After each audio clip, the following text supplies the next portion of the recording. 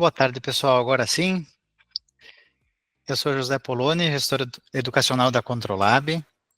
Quero agradecer a presença de todos aqui.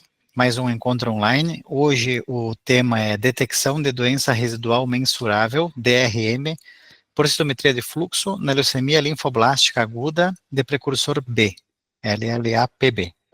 Essa aula, ela complementa o encontro que a gente teve no mês passado, também com a doutora Ellen, que foi sobre imunofenotipagem na diferenciação normal dos linfócitos B e a sua importância no diagnóstico laboratorial das leucemias agudas de precursor B, LLAPB. Essa outra aula, essa aula anterior, está disponível no nosso site, na aba de ensino, encontro online. Então, quem perdeu a aula ao vivo pode acessar ela, a gravação online. Eu garanto que vale a pena, tá? Foi muito boa a aula. E antes de iniciar, então, eu quero passar algumas informações. Nós vamos ter aproximadamente 60 minutos para apresentação e em torno de 20 minutos para perguntas no final. Por favor, as perguntas eu peço para que sejam colocadas no menu Atividades. Tem um item ali, Perguntas e Respostas. Para quem não conhece, o menu Atividades no canto inferior direito, tem 9 bolinhas. Basta clicar nessas 9 bolinhas, vai abrir uma outra janela, movimentar a barra, aquela que vai para cima e para baixo, e vai aparecer ali um ícone com um ponto de interrogação, está escrito perguntas e respostas. Então, clicando ali, pode colocar a sua dúvida nesse espaço, tá? No final da aula também é um momento de interação, a gente disponibiliza no chat, tá? Então, no chat vai aparecer um link para que seja preenchido com nome e e-mail, tá? Para emissão do certificado e para que vocês respondam a pesquisa de satisfação. Então, para nós é super importante a participação de todos, tá? Porque a gente utiliza essas informações que vocês nos enviam para sempre buscar melhorar as nossas atividades, tá? Ainda, outro aviso, posteriormente à atividade, né, com relação ao certificado, ele é enviado por e-mail e, por vezes, pode acontecer, não é impossível, dele ir para o spam.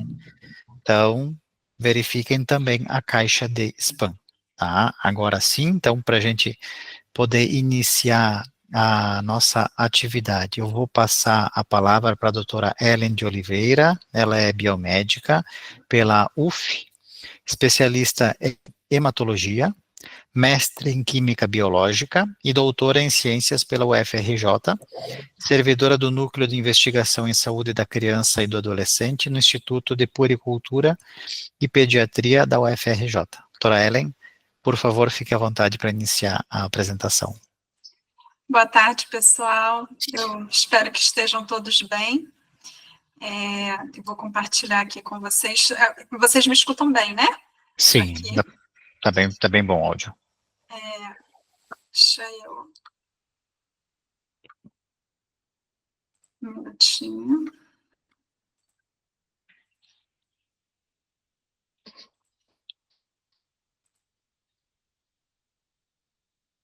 A apresentação aparece para vocês? Aparece, tá direitinho. E está passando os slides, né, também. Sim. Hoje a gente vai conversar um pouquinho sobre doença residual mensurável, né, que, como o Dr. Poloni falou, ele é um complemento, é a continuação do encontro que a gente teve, né, no mês passado. Então, aqueles que porventura estiverem entrando aqui e que não tiveram a oportunidade de estar no encontro passado, eu sugiro que vocês realmente procurem no site da Controlab, né, essa gravação, principalmente porque a gente fala um pouquinho dos conceitos básicos, né, de citometria de fluxo e de interpretação dos gráficos de imunofenotipagem, que vão ser importantes para quem trabalha na área, né, e para complementar com esse outro bloco dentro do tratamento dos pacientes com LLA, né, de precursor B, que é o nosso foco desse encontro, e a gente vai passar por 3 tópicos durante esses próximos minutos, né, de hoje, começando pelo conceito de doença residual mensurável, né, a importância da detecção de DRM no monitoramento da LLA e os desafios, limitações e avanços recentes, né, na detecção de DRM, utilizando como metodologia a citometria de fluxo, tá? Então, é claro que para a gente acompanhar um paciente, né, por detecção de doença residual, esse paciente previamente precisa ter sido diagnosticado com leucemia linfoblástica, né, de precursor B, no caso de hoje, né, que é o que a gente vai estudar, e fazendo um resumo bem rápido, né, sobre o que a gente também conversou no encontro anterior. A base do diagnóstico da leucemia aguda, ela envolve 3 pilares principais, né, que é a morfologia, o imunofenótipo dessas células e a citogenética, né, e a genética molecular, né, a parte molecular dessa célula doente. Então, são esses pilares que a Organização Mundial de Saúde leva para classificar os subtipos de leucemia linfoblástica aguda, né, levando em consideração também a presença de determinadas alterações genéticas que têm implicações prognósticas. E uma vez que o paciente ele é diagnosticado com leucemia linfoblástica de precursor B, né, ou seja, uma vez que a gente é capaz de distinguir esse paciente de um controle ou de um paciente reacional, né? Então, a gente estabelece o diagnóstico de LLA desse paciente. E a partir do momento que a gente estabelece o diagnóstico, a gente também é capaz de classificar essa leucemia, né? E isso é muito importante do ponto de vista de prognóstico, né? E para a estratificação de risco desses pacientes, né? Então, uma vez que essa primeira etapa inicial ela é bem estabelecida, esse paciente ele vai precisar, ao longo dos próximos meses, ser acompanhado durante a quimioterapia, para avaliar se essa medicação, né, se esse tratamento que está sendo disponibilizado para ele está sendo eficiente, do ponto de vista de eliminar essas células leucêmicas, né? Então, a avaliação que a gente faz desses pacientes ao longo do tratamento para a gente identificar se essas células leucêmicas permanecem ou não durante o tratamento, se chama detecção de doença residual mensurável, tá? E o que é importante para a gente falar, né, em relação à DRM? É claro que quando a gente pensa em uma amostra ao diagnóstico, raramente, né, principalmente quando a gente tem uma grande, como a gente chama, um tapetinho de células, né, quando a gente tem uma infiltração muito grande dessa medula, a gente não costuma ter muita dificuldade de identificar, né, aquelas células como sendo, do ponto de vista morfológico, né, células que podem ser correspondentes a blastos que precisam ser investigados por metodologias mais específicas. Então, de uma forma geral, ao diagnóstico, a gente não tem muita dificuldade de identificar um paciente com LLA.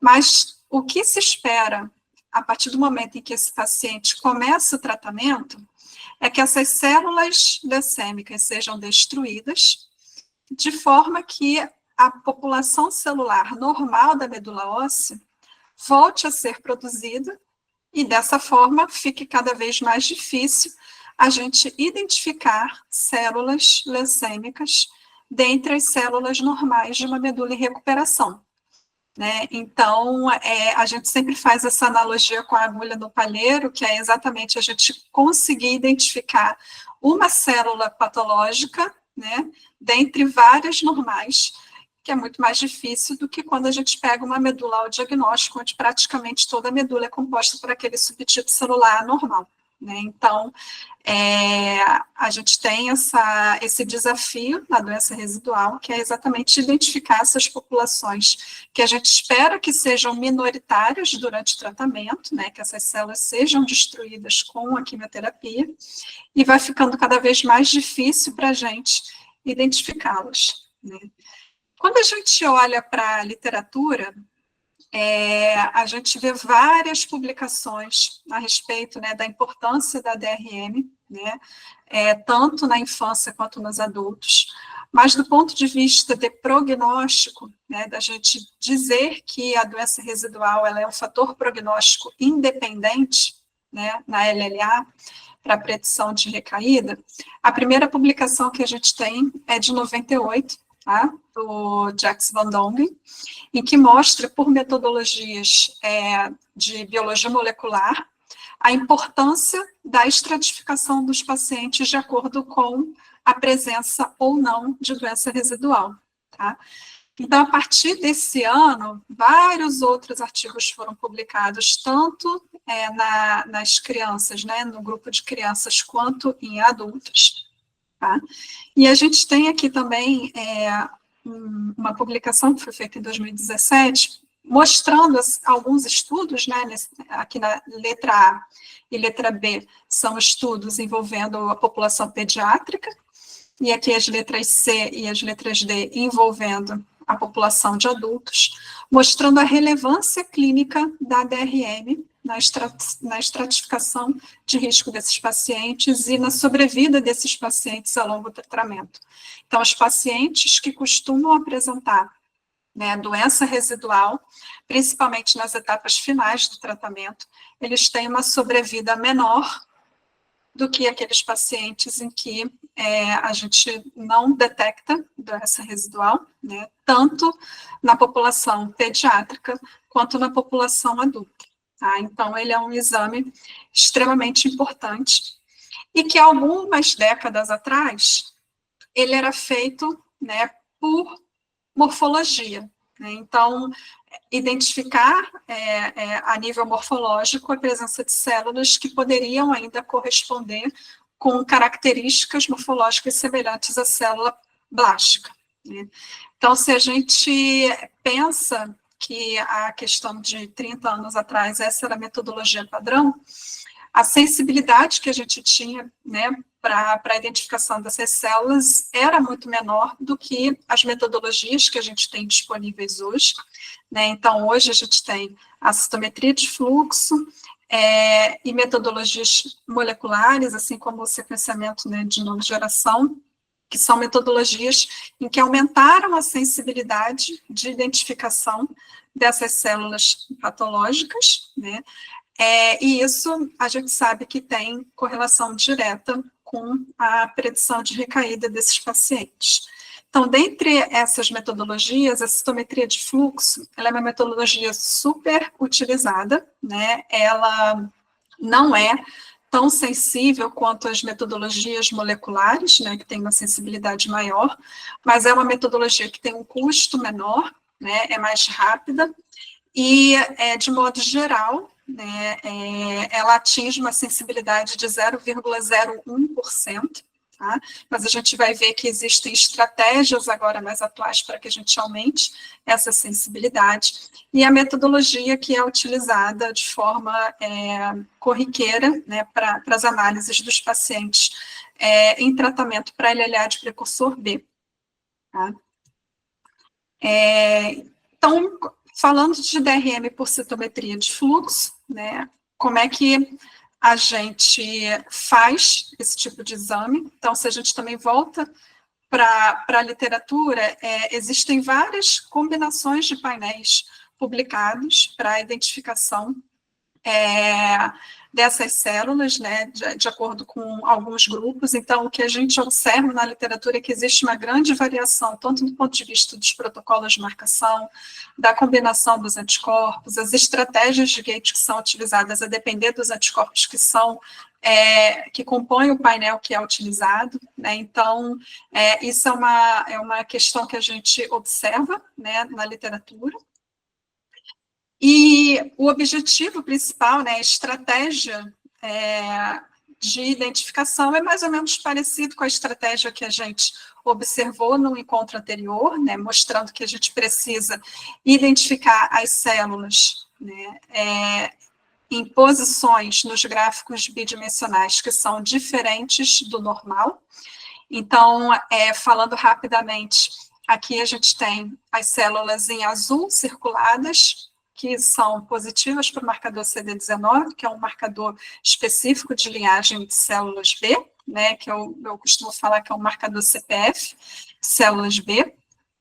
E a partir dessa marcação, quando a gente olha para outros marcadores, né, que compõem essas células desse subgrupo, a gente consegue identificar o padrão de diferenciação dessas células de acordo com a presença ou ausência desses marcadores.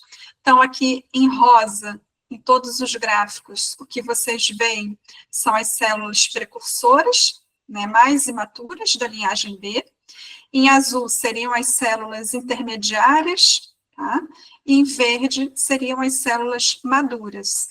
Então, dependendo dos marcadores que a gente utiliza para avaliar, a gente consegue identificar o padrão normal de maturação dessas células e regiões, tá, vazias, né, de espaços vazios, onde normalmente a gente não encontra células normais, né, e exatamente são esses locais em que a gente vai observar se existe a presença ou não de células, para que a gente possa relacionar essas células, né, com a clonalidade.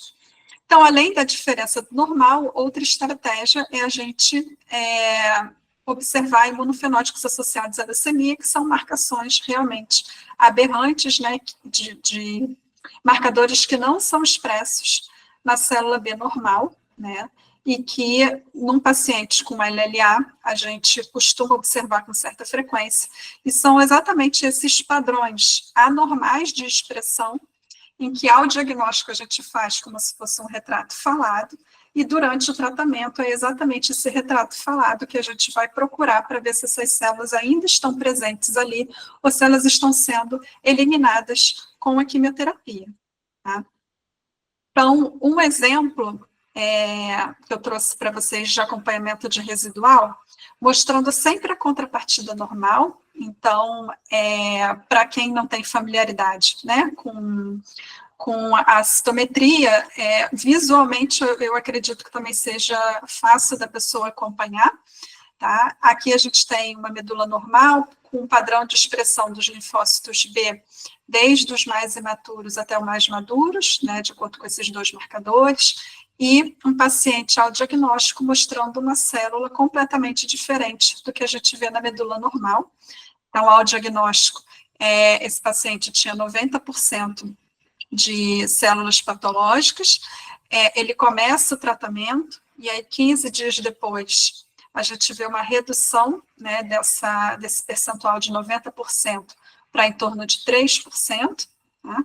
E 33 dias depois, esse percentual cai de 90% para 1%. Então, é exatamente o acompanhamento dessas células através do retrato falado que a gente faz do imunofenótipo ao diagnóstico, que a gente vai utilizar para acompanhar, tanto do ponto de vista desse paciente entrar em remissão ou, eventualmente, cursar com uma recaída, como foi o caso deste paciente, que depois de um determinado período após o D33, a gente consegue identificar por essa metodologia que esse paciente recai, né, com as células semelhantes ao diagnóstico, tá? Então, esse é um exemplo para mostrar como seria o acompanhamento de doença residual, tá? Eu trouxe um outro exemplo para vocês com outro imunofenótipo, com um paciente que tem uma superexpressão de CD10, tá? Diferente do paciente anterior, sempre lembrando da gente comparar com a contrapartida normal, né? E aí, 15 dias depois, esse paciente sai desse percentual de 78% para 0,18, né? Então, cai bastante a quantidade de células residuais. No 33º dia, no D33, a gente já não consegue identificar né, de acordo com a nossa metodologia, essas células observadas ao diagnóstico. 14 semanas depois do tratamento, a gente já começa a observar uma tentativa da medula óssea de recuperar a produção de células normais, né, mais parecido com o que seria a contrapartida normal do que propriamente com o que seria o material ao diagnóstico, né? E aí a gente observa que a partir desse momento, assim como na semana 25, onde a recuperação medular, né, é observada, né, nesses dois momentos, são nesses momentos em que a gente costuma ter o maior desafio de identificação da doença residual, né, que é exatamente quando a população celular precursora normal volta a ser produzida, e aí a gente precisa ter mais cuidado e atenção para identificar possíveis células residuais que possam estar escondidas, né, no meio das células normais. Tá? Então, quando a gente pensa no exame, né, como é que a gente pode aprimorar, né, como é que a gente pode se informar e estudar, né, como é que a gente pode se preparar para uma detecção de DRM por citometria de fluxo. Né? Então, eu trouxe para vocês 5 pontos que eu acho que são importantes da gente conversar hoje, mas o primeiro ponto é exatamente o mesmo ponto que a gente também conversou bastante no encontro anterior, que é a gente sempre estudar e aprender o padrão normal de expressão das células, porque uma vez que a gente conhece o padrão normal, fica muito mais fácil da gente reconhecer um padrão patológico, né? Mas a gente precisa levar em consideração que a gente também tem que aprender como é o padrão normal, né, das células B pós-quimioterapia, né, dessas células que estão regenerando pós-quimioterapia. Será que essas células elas têm o mesmo perfil imunofenotípico do que um paciente que não estava em vigência de quimioterapia, né, um controle que não fez quimioterapia? Então, isso é uma coisa muito importante também da gente saber.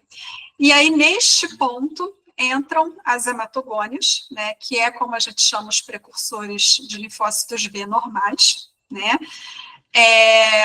porque a gente sabe que uma das grandes dificuldades que a gente tem na detecção de doença residual é saber distinguir as hematogônias das células leucêmicas, né? Então, existem algumas condições que fazem com que as hematogônias aumentem em percentual na medula óssea ou diminuam, né? Então, a gente vai focar aqui no aumento das hematogônias, né, que pode acontecer por várias condições, dentre elas, vou destacar aqui para vocês, a regeneração medular pós-quimioterapia, que é justamente quando, após o diagnóstico, né, a gente tem uma infiltração maciça por células leucêmicas, e as etapas iniciais do tratamento têm como objetivo destruir, né, a maior quantidade de células leucêmicas possível, e a partir do momento em que a gente depleta, né, passa por essa primeira fase de indução, né, de destruição dessas células leucêmicas, a medula óssea começa a ter um espaço para regenerar, né, a hematopoese normal, e é o momento onde a gente tem o aumento, né, dos precursores de linfócitos B, com o objetivo mesmo de restaurar a imunidade humoral. Então, do ponto de vista morfológico, quando, né, um hematologista ele olha uma lâmina de um paciente com hematogônios, e quando a gente compara com a morfologia de um paciente com blastos de leucemia B, às vezes realmente é muito difícil a gente, do ponto de vista morfológico, distinguir, né? Por isso que é muito importante a gente utilizar metodologias mais específicas, né, que complementem a morfologia. Mas do ponto de vista imunofenotípico, também é importante a gente pensar que é importante a gente utilizar marcadores que também nos auxiliem a distinguir melhor a célula patológica da célula normal.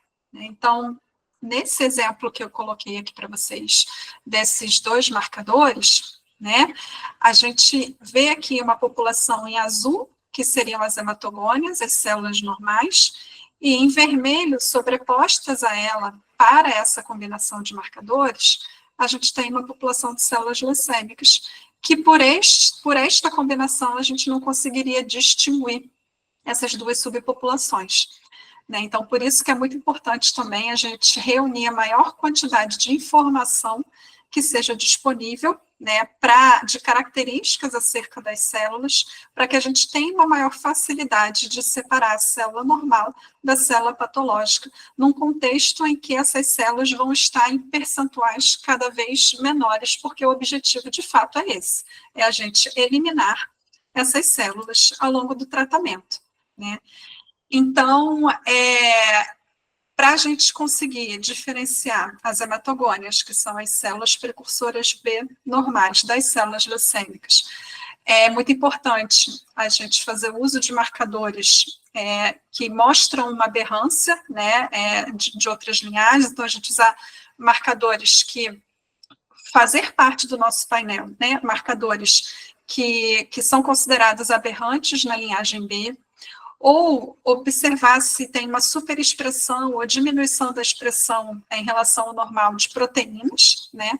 Assim como o assincronismo maturativo, que é quando a gente tem a presença na mesma célula de proteínas de estadio de maturação muito diferentes e que normalmente não estariam expressas na célula ao mesmo tempo, né? E sempre que eu falo isso nas aulas de graduação, eu costumo dar como exemplo, assim, lúdico, o bebê com bigode, né? Que a gente nunca vai encontrar uma característica de maturidade num bebê, né? Num ser humano bem bebezinho ainda, né? Então, eu sempre dou esse exemplo do bebê com bigode para a gente falar do assincronismo maturativo, tá?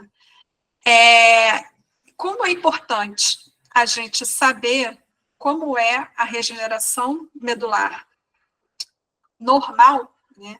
A gente precisa, para que a gente possa conseguir identificar as células residuais, né, é importante que a gente saiba como é o comportamento, né, da recuperação dos linfócitos ao longo do tratamento. Então, essa imagem que vocês estão vendo aqui foi uma imagem que eu preparei na minha dissertação de mestrado, tá? De um paciente que, na verdade, foi um paciente com diagnóstico de LLAT, então a célula doente, né, que durante o tratamento era de linhagem T, e nesse paciente, ao longo do tratamento, eu fui marcando também com os marcadores de linhagem B para ver como é que seria o perfil de recuperação dessas células, né? Então, aqui a gente tem a amostra controle, tá? Que seria um paciente não doente, tá? Com perfil de regeneração dessas células linfóides, né? Desde as mais imaturas, que são as rosas aqui, seguido das intermediárias, que são as azuis, e as verdes, que são as mais maduras, tá? Então, a gente consegue identificar todo o padrão de diferenciação dessas células, tá? De acordo com esses marcadores. E aí, o que a gente observa é que, durante o tratamento, tá? Então, esses dias que vocês estão vendo aqui são os momentos do tratamento desse paciente.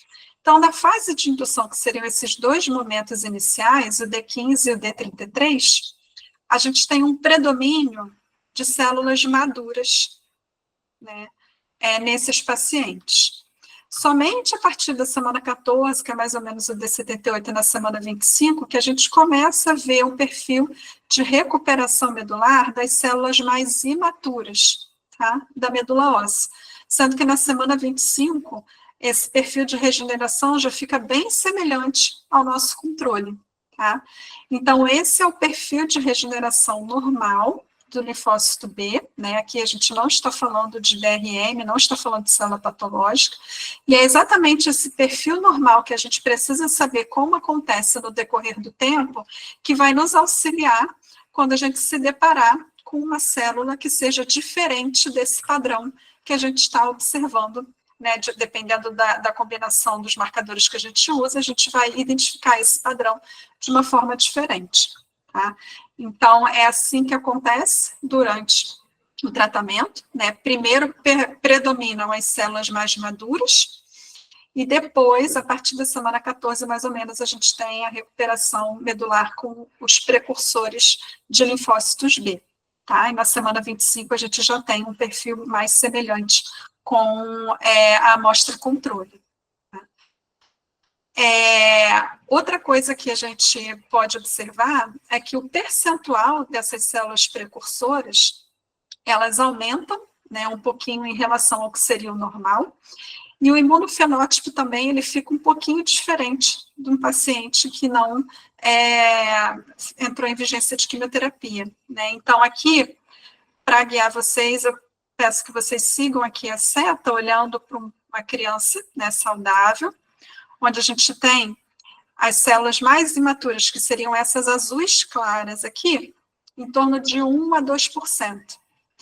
Ao passo que esse percentual, num paciente no D78, pode chegar a 1 a 9%. Né? Então, o percentual dessas células precursoras numa medula em regeneração, ele é maior do que no controle. Tá? E, além disso, a gente pode observar também algumas diferenças em relação ao imunofenótipo. Quando a gente olha aqui essa célula azulzinha clara, né, e a gente olha aqui de um paciente em regeneração, né, a gente vê uma tendência dessas células terem uma expressão um pouquinho maior, né, de CD20, elas terem uma expressão mais heterogênea de CD10, quando comparada com essa população aqui, né, e o percentual dessas células serem maior do que numa amostra controle. Tá? Então, é muito importante a gente conhecer também esse padrão de regeneração normal, tá? Isso aqui é um padrão de regeneração normal, para que a gente não confunda essas células com uma célula doente, tá? Então, é uma das coisas que a gente tem que se atentar. Sempre pensar na diferença do normal para o patológico e como seria o normal dentro de um paciente com uma medula em regeneração, que é diferente de um paciente que não teve contato, né, com o esquema quimioterápico. Então, além dessa questão do reconhecimento do padrão normal e patológico, a precisão, ela também é uma questão muito importante. E, nesse ponto, a quantidade de cores que a gente pode utilizar, né, quanto mais marcadores a gente conseguir fazer uso, maior a precisão, porque isso vai fazer com que diminua a probabilidade de eventos coincidentes. Né? Então, quanto mais informação eu tiver a respeito daquela célula, menor a chance de eu confundir aquela célula com uma célula normal. Né? Além disso, utilizar mais cores, né? Hoje em dia a gente tem disponíveis citômetros e combinações de marcadores para doença residual de 6 a 8 cores, que são utilizados, né, de forma rotineira, mas existem já painéis publicados com 10 cores, com 12 cores, e até, se a gente falar na tecnologia espectral, né, dos citômetros mais atuais, que podem fazer leitura de até 23 parâmetros, né? Então, quanto mais parâmetros e mais informação a gente consegue ter a respeito, né, daquela célula, menor a chance da gente confundir ela com uma célula normal. Além disso, tem uma outra questão muito importante com relação a gente poder utilizar citômetros, né, e protocolos e painéis que utilizem mais cores, quando a gente pensa que nem sempre a gente tem um volume suficiente de medula para fazer muitos tubos, quando a gente quer estudar, então medulas ósseas hiposcelulares, em que a gente consiga, que a gente, de repente, tem um volume pequeno, mas que a gente consiga extrair a maior quantidade de informação possível daquele volume, né? Isso é uma coisa que é muito importante para a DRM. Quando a gente pensa também em aspirados difíceis, ou então coletas em bebês ou recém-nascidos, né, onde a disponibilidade do material ele também não vem com volumes muito grandes, então se a gente consegue estudar a maior quantidade de parâmetros num volume menor de material, isso também é muito importante para o paciente, né? Isso faz também que a gente diminua a quantidade de tubos que a gente precisa fazer, né, para marcação, ou então de necessidade, quando a gente precisa fazer outros estudos na mesma amostra, a gente consegue utilizar da melhor forma, né, esse material para conseguir contemplar tudo que é necessário para o paciente. Tá? Então, eu trouxe para vocês aqui um exemplo do que eu acabei de falar, né, para a gente visualmente identificar como a utilização de mais cores auxilia na diminuição, né, da probabilidade de eventos coincidentes. Então, quando a gente olha para esse gráfico aqui, utilizando 2 marcadores, essa população mais escura, né, em preto, seria a população doente, né, e essa em cinza seria a população normal. E para esses dois marcadores, a gente tem ainda uma sobreposição dessas células, né, que poderia gerar dúvida se essas células seriam de fato normais ou não, e que quando a gente adiciona mais marcadores, a gente consegue distinguir melhor o que é patológico do que é normal, né? Então, a partir do momento em que a gente vai adicionando mais informações e mais parâmetros, isso faz com que a gente tenha maior facilidade de distinguir o que é patológico do que é normal, tá? Principalmente quando a gente pensa em pacientes onde a frequência de DRM é bem baixa, né, e que poderia gerar mais dúvidas, né, durante a identificação dessas células. Então, especialmente nesses pacientes com frequência baixa de DRM, é muito importante a gente ter mais cores para que a gente possa distinguir com mais clareza essas populações, tá? Então, além do conhecimento do padrão normal, né, e da precisão, a sensibilidade também é uma questão muito importante, né, no exame de DRM, e isso envolve tanto os painéis de anticorpos que são utilizados, né, com o nível de aberração imunofenotípica que a célula leucêmica tenha.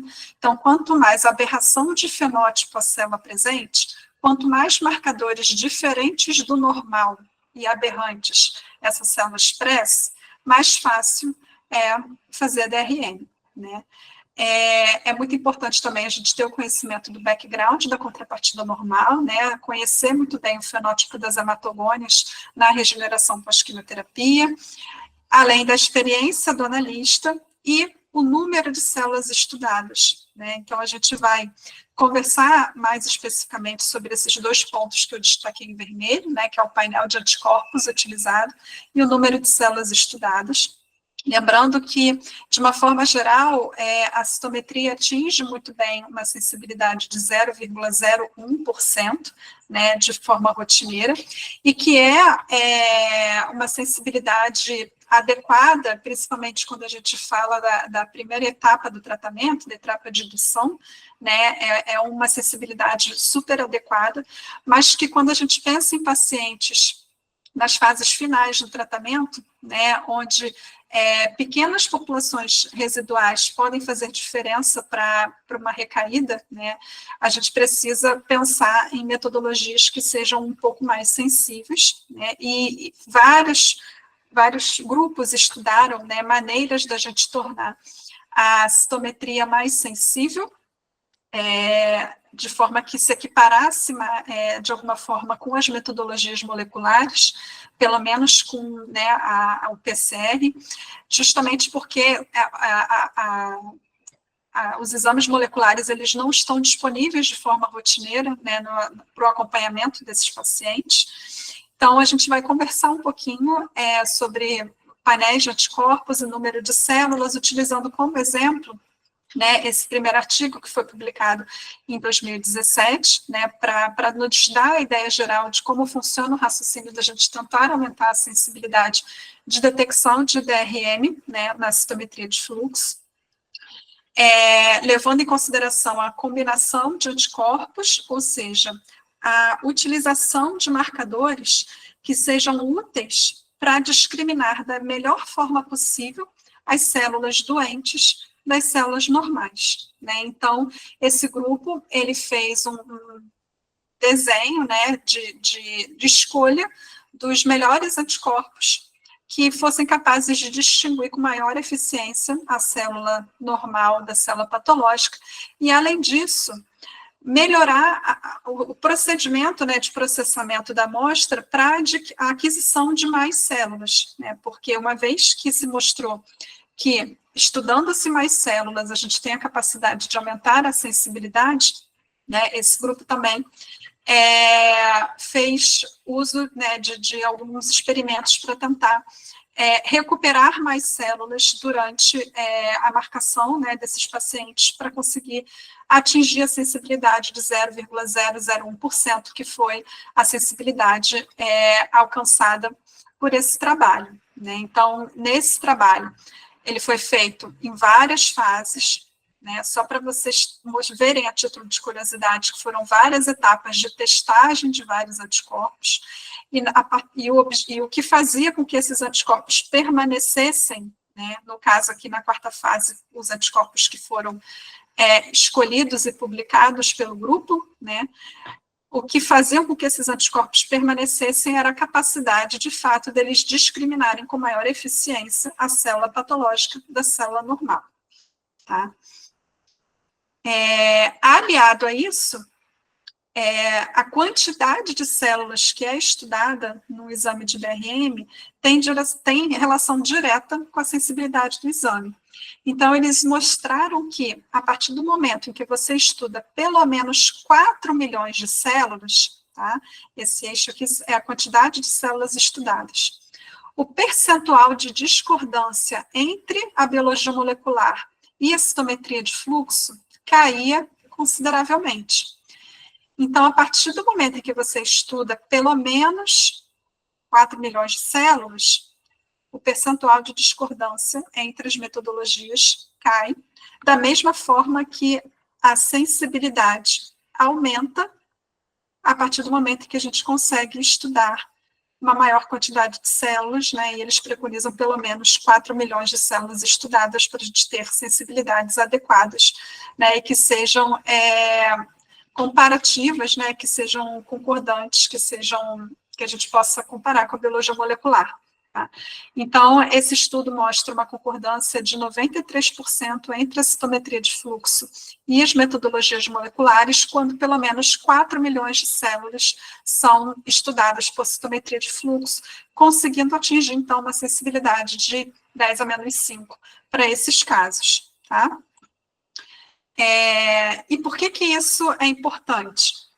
Justamente porque fica mais fácil da gente conseguir identificar essas células residuais quando a gente, principalmente quando elas estão em baixa frequência, quando a gente estuda mais células, né? Então, aqui a gente tem o mesmo paciente aqui e aqui, com a diferença que esse primeiro conjunto de gráficos a gente estudou 1 milhão de eventos, tá? E nesse aqui, no mesmo paciente, foi-se estudado 10 milhões de eventos. Então, os percentuais de doença residual são os mesmos nos pontos, porque é o mesmo paciente, mas a gente, principalmente nas etapas finais do tratamento, a gente consegue ver com mais clareza, né, a doença residual, justamente porque a gente estudou mais eventos, por conta dessa metodologia de recuperação de células, para que a gente possa utilizar mais células, né, na marcação para fazer o estudo, tá? Então, essa questão da gente recuperar uma quantidade maior de células para fazer a marcação e estudar pelo menos 4 milhões de eventos é muito útil para nos dar segurança da identificação dessas células residuais, tá? Que nas etapas finais de tratamento a gente começa a ter mais dificuldade de identificá-las, dependendo da quantidade de células que a gente estuda, tá? Quando a gente pensa em implementar, né, a doença residual no laboratório, a gente tem as fases pré-analítica, analítica e pós-analítica, tá? Do ponto de vista pré-analítico, a coleta, né, ela é uma etapa primordial, né? O ideal é que seja o primeiro aspirado, tá? Com um volume que varia em torno de 2 a 5 ml, mas o ideal é que seja em torno de 2,5 no máximo, para evitar a hemodiluição, tá? O anticoagulante de preferência é o EDTA, né? É muito importante que os tubos venham identificados, né, com as informações do paciente, a data e hora de coleta, e que o processamento no laboratório seja feito o mais rápido possível, né, dentro das primeiras 24 horas, tá? Que seja o ideal, e que essa amostra, se não for processada imediatamente, ela precisa ser refrigerada, tá? E a questão da coleta, ela do ponto de vista da hemodiluição, né, é um fator que é muito importante, justamente para a gente evitar de chegar a conclusões de falso negativos, né, por uma questão mesmo, né, pré-analítica, né, de hemodiluição do material. Então, eu trouxe para vocês aqui um exemplo, né, publicado em 2011, da diferença, né, de percentual, nesse aqui, de percentual de eritroblastos, colhidos em pequenos volumes, ou então numa amostra com volume, né, muito grande enviado para o laboratório. E eu vou destacar esse pontinho aqui, que colhido, né, mais ou menos até 2,5 ml, a gente tem 30% de eritroblastos, e esse mesmo material, quando foi colhido um volume muito maior, ele cai para um percentual de 10% por conta da hemodiluição. Né? Então, a sensibilidade da DRM, ela também se relaciona ao volume do material que é encaminhado para o laboratório, então é muito importante respeitar, né, esse volume não ser superior a 5 ml, justamente porque acaba criando essa possibilidade de liberação de falsos negativos. Assim como, por exemplo, aqui, né, em relação aos resultados de DRM, em pacientes que foi colhido, né, o volume adequado de amostra, ou então grandes volumes de material. Em pacientes em que a gente liberaria, né, em torno de 0,3% de DRM, ele tem um percentual inferior a 0,1 nesses materiais hemodiluídos. Então, é uma etapa crucial muito importante, né, que é o volume que é encaminhado para o laboratório por conta dessa questão da hemodiluição. Né. E uma vez que esse material ele vai para o laboratório, e a gente tem a intenção de estudar a maior quantidade de leucócitos possível, né, pelo menos 4 milhões, a gente precisa, então, concentrar esses leucócitos, né, que vieram para a gente no tubinho de EDTA. E uma das formas que a gente pode fazer isso é com a lise celular em massa, né, que é a gente concentrar esses leucócitos e lisar as hemácias, tá, para a gente recuperar uma quantidade suficiente de células para que a gente possa atingir pelo menos 4 milhões de células por tubo, né.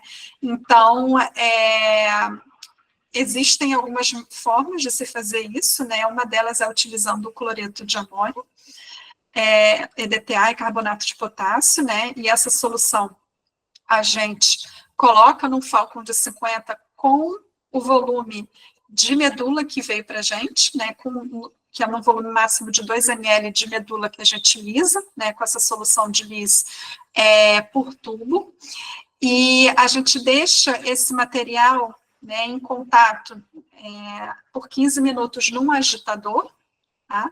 E a partir desse momento a gente coloca, então, depois dos 15 minutos, para centrifugar, justamente para a gente poder eliminar as hemácias e ficar com a nossa suspensão de leucócitos, que precisa ser novamente lavada, né, com tampão fosfato e albumina, tá?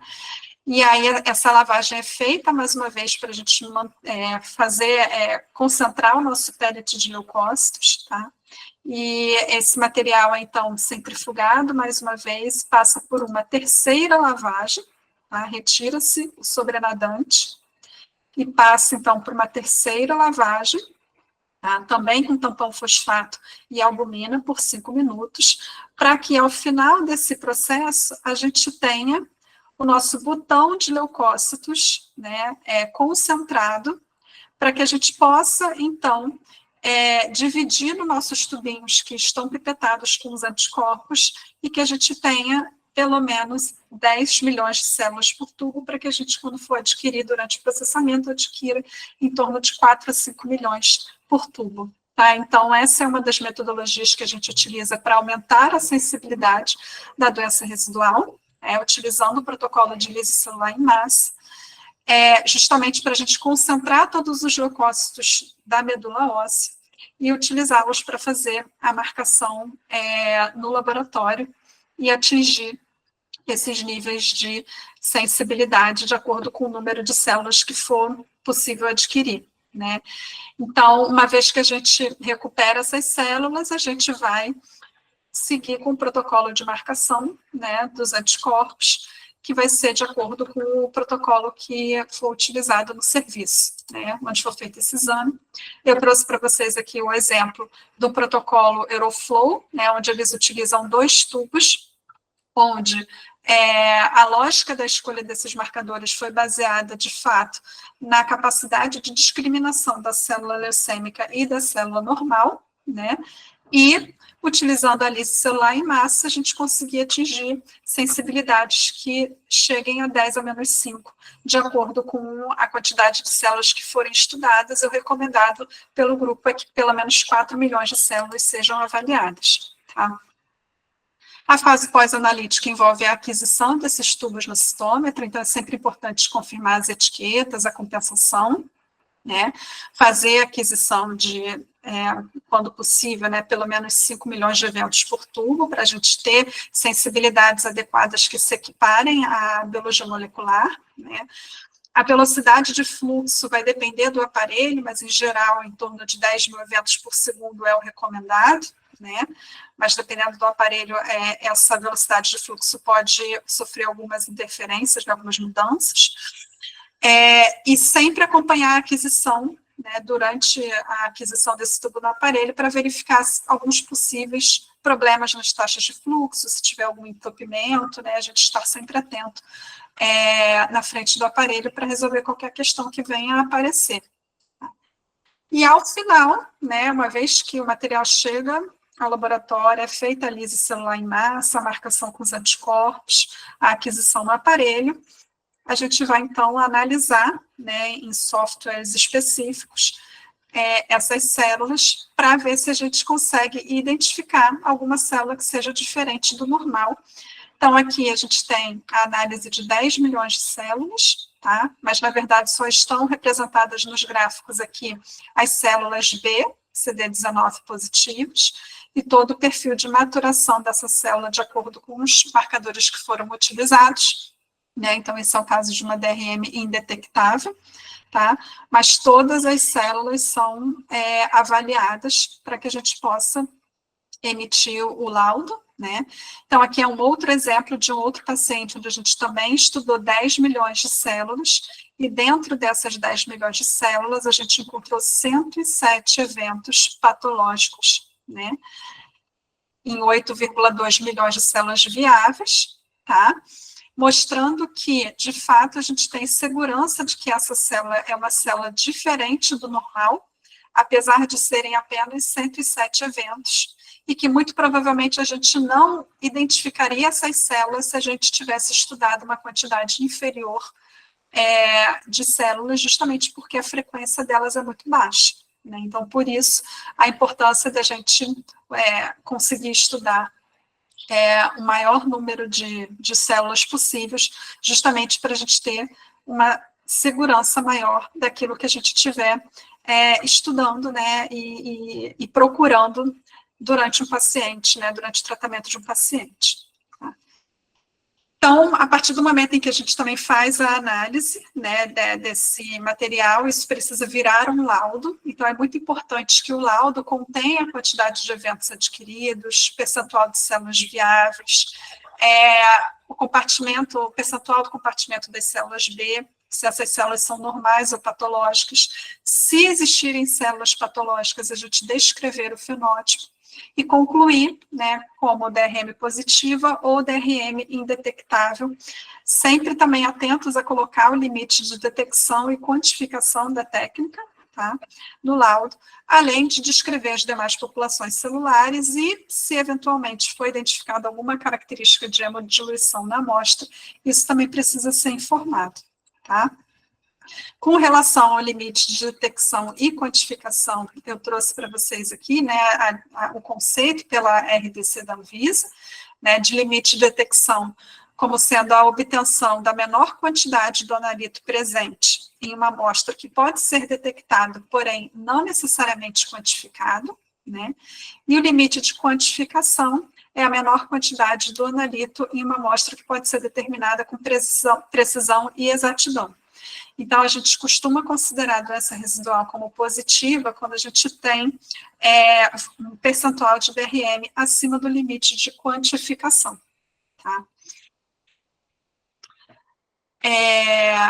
Então, além do conhecimento dos padrões normais e patológicos, da precisão e da sensibilidade, a adaptação, né, de como a gente faz a DRM, pensando nas terapias-alvo, também é um contexto que a gente precisa levar em consideração, tá? Porque toda a estratégia de identificação e de análise de DRM que eu mostrei para vocês até agora é baseada em pacientes em uso de quimioterapia citotóxica, né?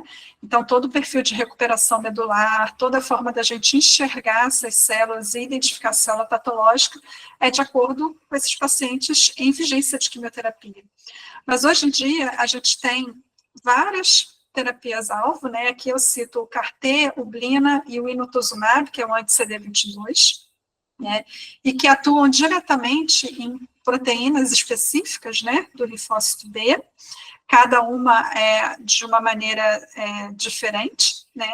E isso faz com que aquilo que a gente utilizava né, até o momento como uma estratégia para a identificação das células patológicas, na verdade, com essas metodologias em que a gente usa essas terapias, por exemplo, anti-CD19 e a gente depleta o CD19, né?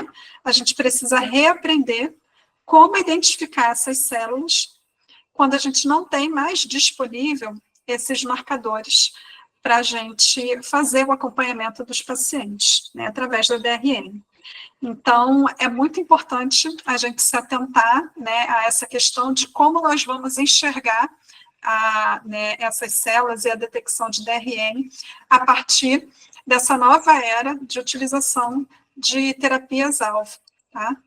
Então, a gente precisa voltar lá na ontogenia do linfócito B para a gente procurar quais outros marcadores poderiam ser úteis, né, na ausência do CD19, por exemplo, que eu costumo dizer que é o marcador CPF de linfócito B, que normalmente é o marcador que nos guia para a gente fazer a avaliação de detecção de DRM, né?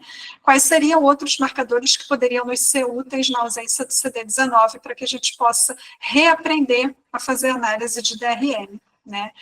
E vários grupos têm se empenhado em propor estratégias de identificação dessas células na ausência de CD19, né, que é um foco que eu vou conversar aqui com vocês, tanto em painéis de 8 cores, quanto proposta de painéis de 11, 12 e 14 cores, justamente para a gente conseguir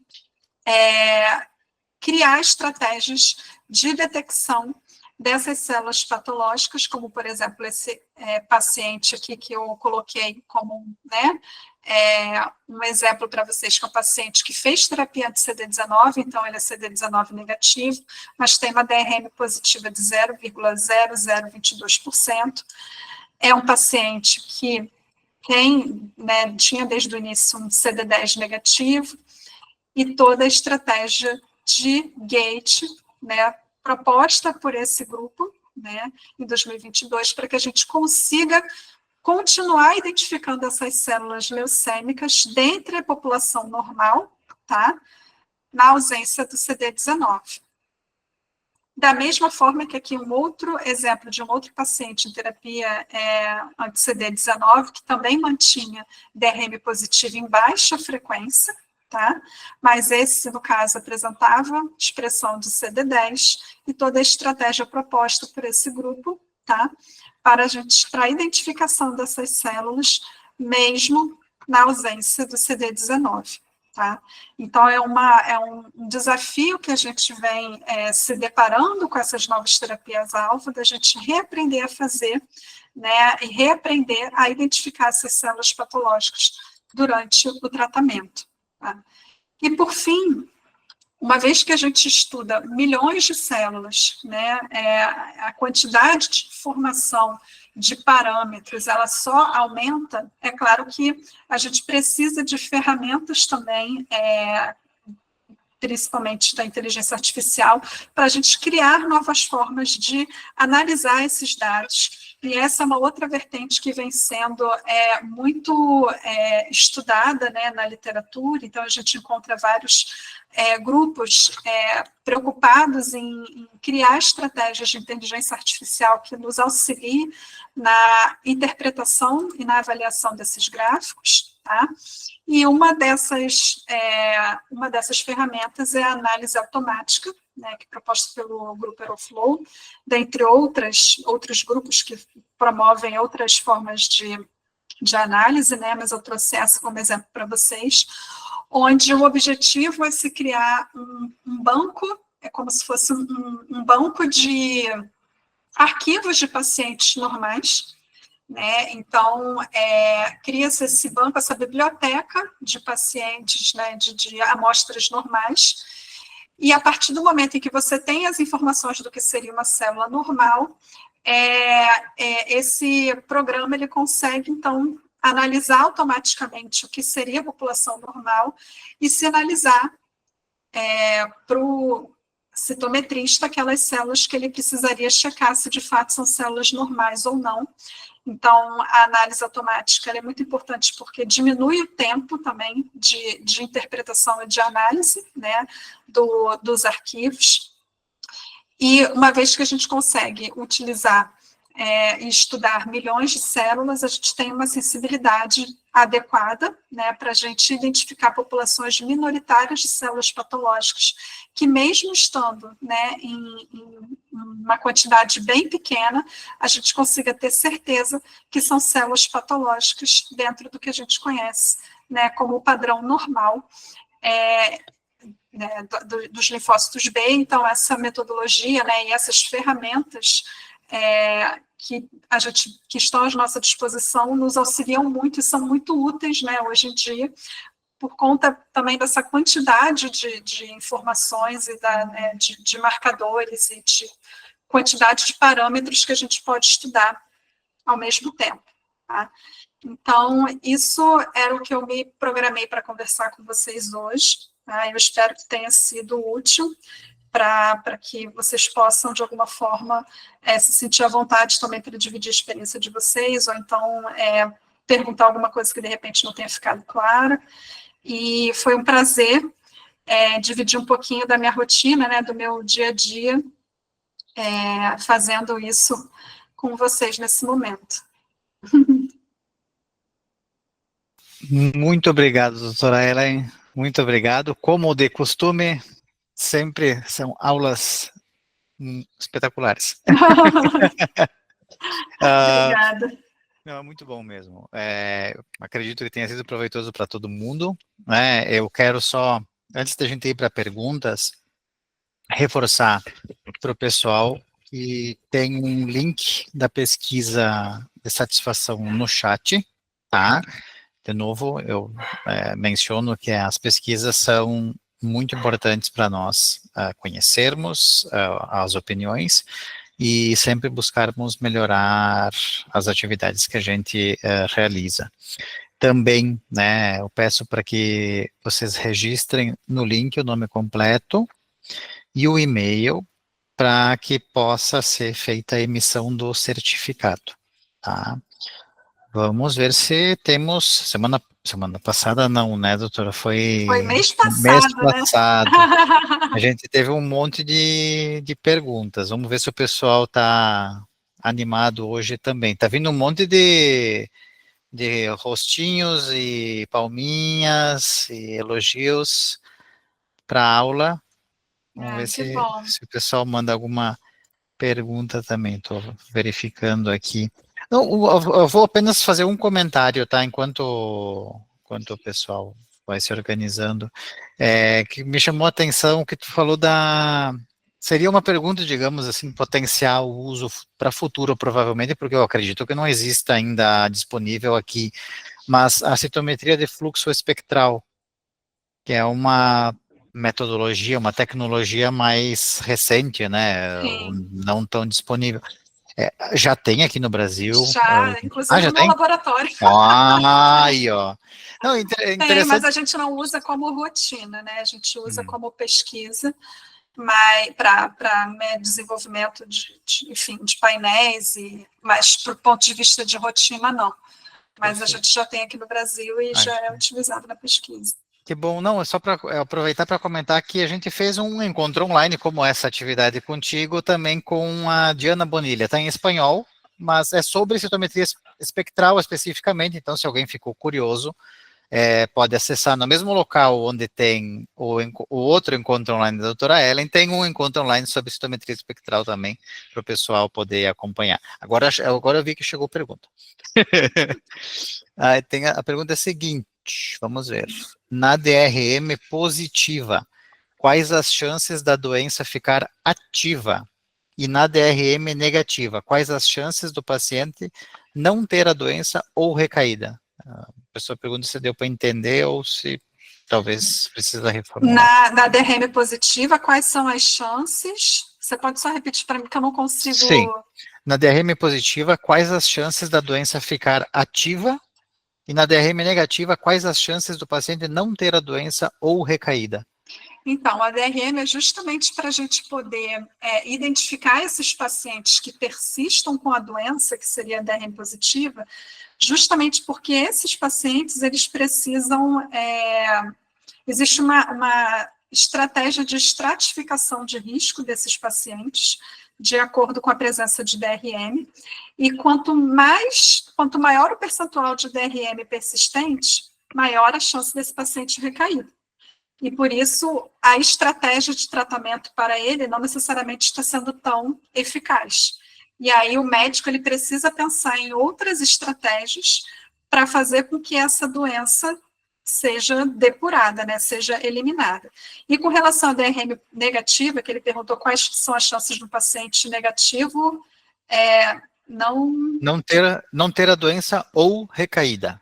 Então, a chance dele não ter a doença é maior dependendo da sensibilidade do método, aí vai depender da quantidade de células que foram avaliadas, o painel que foi avaliado, a experiência do profissional que fez o exame, para identificar que, de fato, é indetectável, porque realmente ela não está presente ali, ou porque a metodologia, de repente, não teve uma sensibilidade que fosse suficiente para identificar aquela célula patológica. Então, todos os esforços em DRM são nesse sentido mesmo, da gente conseguir criar estratégias para não ter esta dúvida, se for realmente indetectável, porque ela não está ali com uma sensibilidade adequada. Perfeito. Agora chegaram perguntas. As DRMs têm um valor mínimo de detecção para adultos e crianças para ver a resposta do tratamento? Tem um valor mínimo de? Mínimo de detecção para adultos e crianças. Na verdade, os protocolos de tratamento em geral, eles preconizam sensibilidade de 0,01%, que é ok, principalmente para as fases iniciais de indução, né? Mas a gente já sabe que hoje em dia a gente precisa de metodologias mais sensíveis para as fases mais finais do tratamento. Na verdade, esse cutoff, eu acredito que não seja diferente entre criança e adulto. É que os adultos, eles costumam responder pior ao tratamento, né? Costumam ter mais recaídas do que as crianças. Perfeito. Tem mais, agora chegou várias. Tem uma pergunta que é o seguinte: a citometria espectral é usada só para pesquisa ou pode ser usada para diagnóstico também? A pessoa diz que é nova na área. Na verdade, hoje em dia, ela é mais utilizada ainda no campo da pesquisa, até porque ela não é muito difundida, assim, né? O que a gente usa de rotina mesmo são citômetros de 6, 8 cores, até 12, mas a espectral ainda é mais a nível de pesquisa. Tem uma outra pergunta, se há algum limite de eventos para analisar? Por exemplo, analisar somente 5M maiúsculo seria 5 milhões de eventos? 5 milhões, por exemplo. Qual é o quê? Qual a quantidade? Se tem um limite de eventos para analisar. O ideal para a DRM, para a gente ter uma sensibilidade que se equipare ao padrão ouro, que é a biologia molecular, é pelo menos 4 milhões de eventos. Ok. Uma outra pergunta: como reportar no laudo casos em que se detectam eventos entre o limite de detecção e quantificação? Exatamente isso, descrever que foi identificado essas células que estão presentes, mas como elas estão entre os limites de detecção e quantificação, esse resultado precisa ser interpretado com reservas pelo médico e, de repente, solicitar o envio de novo material num período oportuno para verificar se essas células, de fato, são células patológicas, né, e que a gente consiga identificar acima do limite de quantificação, ou não, porque entre o limite de detecção e quantificação, a gente não tem como ter certeza que, de fato, aquilo é uma célula patológica, né, pode ser um artefato. Então, a gente descreve que foi identificada essas células, mas que elas não atingiram o limite de quantificação da técnica. Ok. Chegou mais uma pergunta. Existe uma sequência lógica de gates com suas combinações de marcadores a serem realizados durante a análise da DRM de LLAB? A lógica de gates, ela funciona melhor para esses pacientes que estão em uso de terapia anti-CD19, que é exatamente quando a gente perde o marcador, que é o marcador que a gente seguia para poder fazer as análises. Utilizando a metodologia normal, na verdade, depende muito da pessoa. Eu, por exemplo, costumo usar dot plots, né, combinações de marcadores que não são exatamente os que a minha chefe usa, por exemplo. Mas o importante é eu e ela chegarmos ao mesmo resultado. Então, a forma que eu vejo, de repente, para mim, funciona melhor visualizar as células numa determinada conjunção, e para outra pessoa ser diferente, mas o resultado ele precisa ser igual. Né? Isso é que não pode mudar. Então, com relação à pesquisa de DRM da forma convencional, não existe muito isso. Agora, para a terapia anti-CD19, existem algumas estratégias pré-determinadas que auxiliam realmente na detecção da doença. Ok. Uma outra pergunta. É importante buscar informações em todos os parâmetros, precisão, sensibilidade, para a identificação da LLA precursora? É importante buscar informações em todos os parâmetros, precisão, sensibilidade, a pessoa coloca entre parênteses, sim, para a identificação sim. da LLA precursora. Sim, porque a citometria, o nome dela já, né, por si só, é citometria de fluxo multiparamétrico, tá? A gente usa múltiplos parâmetros, justamente porque quanto mais informações a gente tiver acerca daquela população, daquela célula, menor a chance da gente confundir ela com uma outra, que seria normal. Então, o ideal é a gente avaliar todos os parâmetros possíveis, e quanto mais parâmetros a gente é capaz de estudar, mais segurança a gente tem do nosso resultado.